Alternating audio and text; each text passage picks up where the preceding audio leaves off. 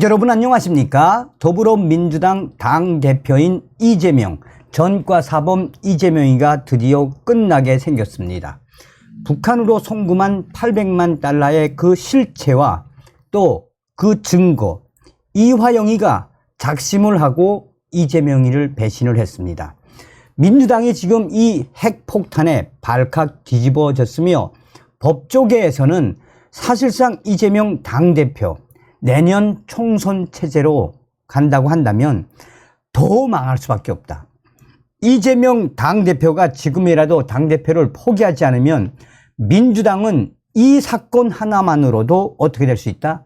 내년도 총선 쑥대밭 될 수 있다라고 법조계가 강조하고 있습니다. 정성찬TV 좋아요, 구독, 알림은 큰 힘이 되겠습니다.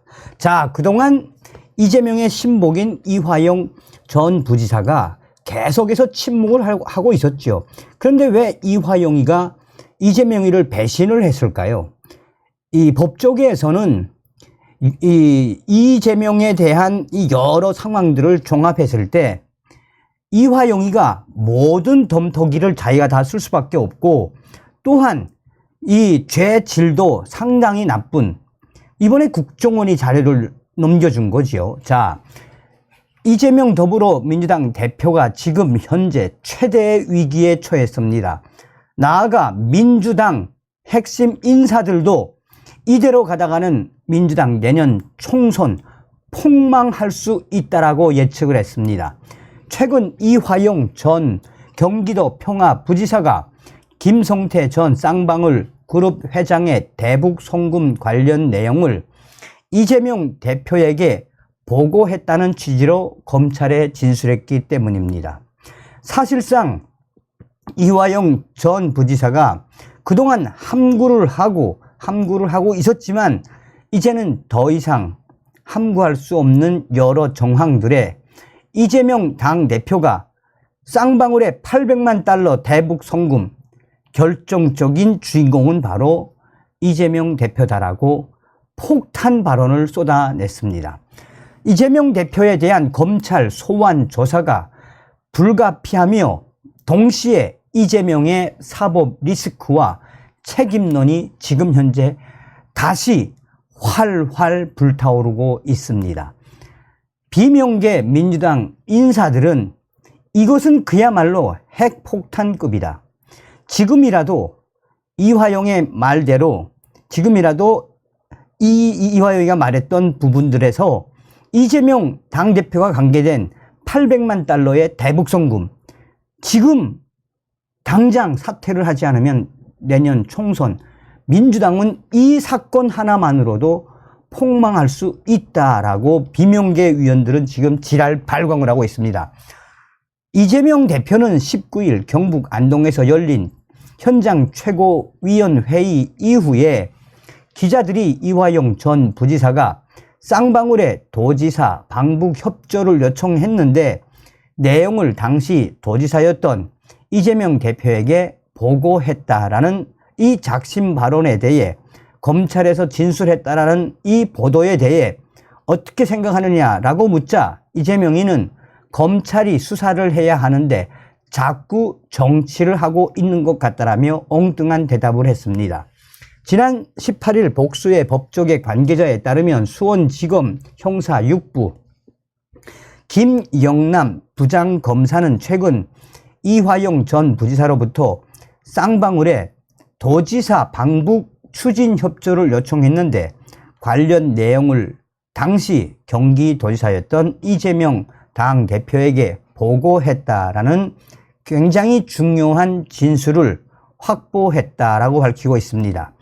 그동안 이화영 전 부지사는 쌍방울의 800만 달러 대북 송금 사건과 관련해 자신이 연관됐다는 일체의 혐의를 모두 부인했으나 일부 입장을 번복하고 새로운 충격적인 진술을 쏟아내기 시작했습니다.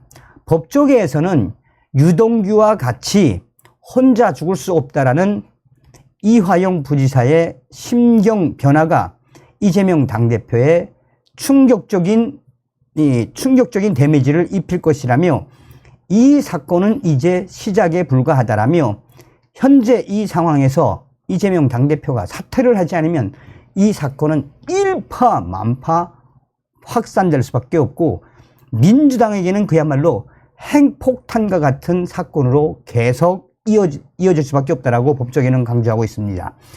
민주당은 이화영 전 부지사의 진술이 검찰의 회유와 압박에 의한 것이라며 지금 당 차원에서 준비를 하고 있으며 민주당 인권위원장인 주철현 의원과 법률위원장인 김승원 의원은 국회에서 기자회견을 열고 이화영 전 부지사의 배우자로부터 이런 내용을 담은 친필 탄원서를 접수했다라고 밝히고 있습니다.